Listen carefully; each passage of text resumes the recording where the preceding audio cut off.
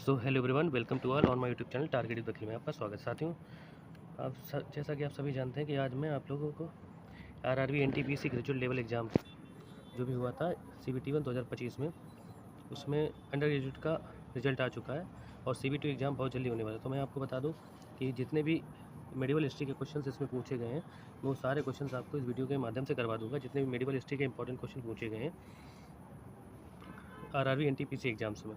साथियों, अगर आप चैनल पर नए हो, चैनल को सब्सक्राइब करें और सपोर्ट करें, ताकि मैं आपको जितने भी PYQs हैं रेलवे के PYQs मैं आपको सारे डेली डे बाय डे आपको कंप्लीट करवा दूं। जो भी इंपॉर्टेंट क्वेश्चन है, जो भी मेडिवल हिस्ट्री के क्वेश्चन पूछे गए, इसके बाद मैं एशियन हिस्ट्री का लाऊंगा, मॉडर्न हिस्ट्री का लाऊंगा, पॉलिटी का लाऊंगा, स्टेटिक जीके के लाऊंगा, मतलब सारे जितने भी जीएस के क्वेश्चन हैं, सारे कंपाइलेशन मैं आपको इस चैनल के माध्यम से प्रोवाइड कर दूँगा। तो आइए शुरू करते हैं और हम देखते हैं कि हमारा पहला क्वेश्चन क्या है। इस्लामी शासकों के शासनकाल में निम्नलिखित में से कौन सी एक निजी इमारत हुआ करती थी? कौन सी हुआ करती? तो दीवाने खास हुआ करती। साथियों, कौन सी?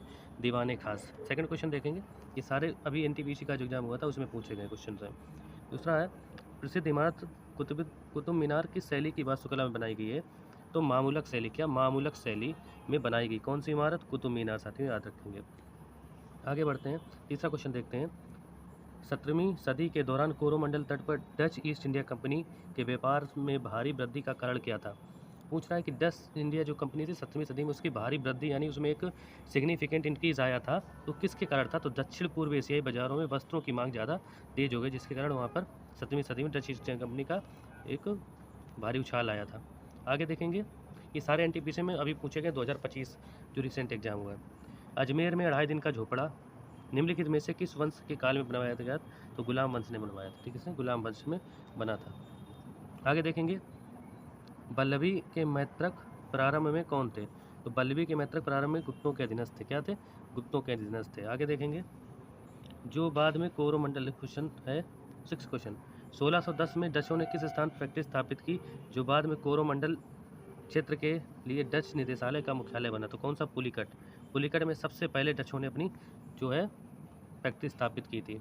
आगे बढ़ते हैं, 7वां क्वेश्चन देखते हैं।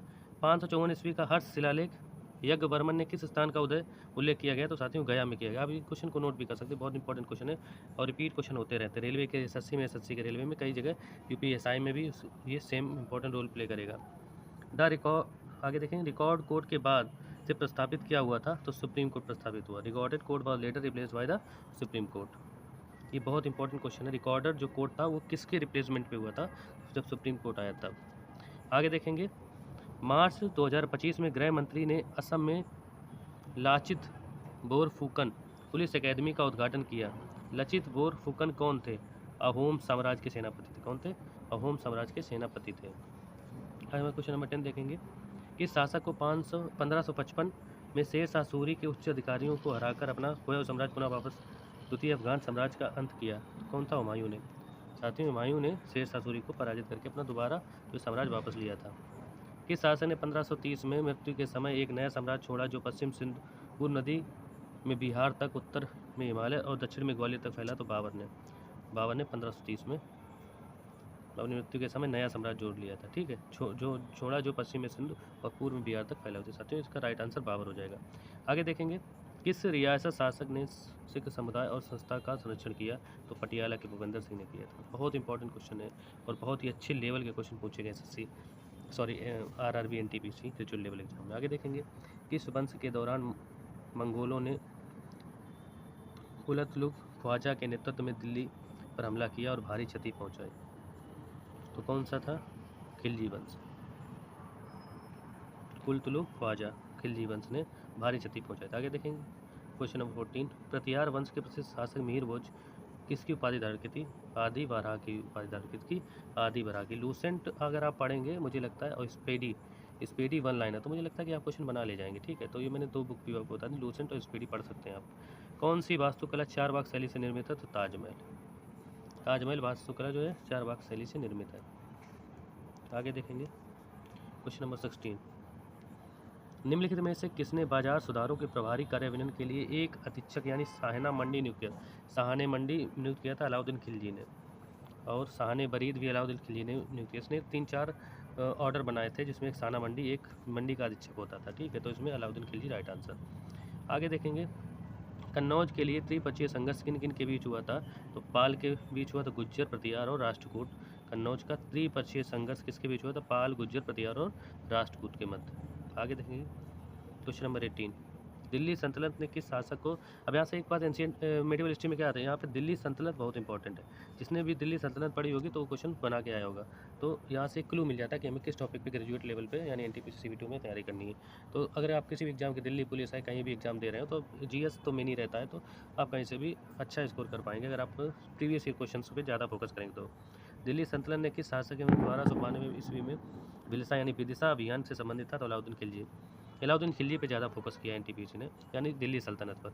आगे देखेंगे आगरा के किले के जहांगीरी महल निर्माण मुख्य कारण सामग्री का उपयोग किया गया था? तो लाल बलुआ पत्थर का उपयोग किया गया था। आगे देखेंगे क्वेश्चन नंबर 29 नंबर, निम्नलिखित में से कौन सी वास्तुकला औरंगजेब द्वारा बनाई गई? तो बीबी का मकबरा जो है औरंगजेब ने बनवाया था।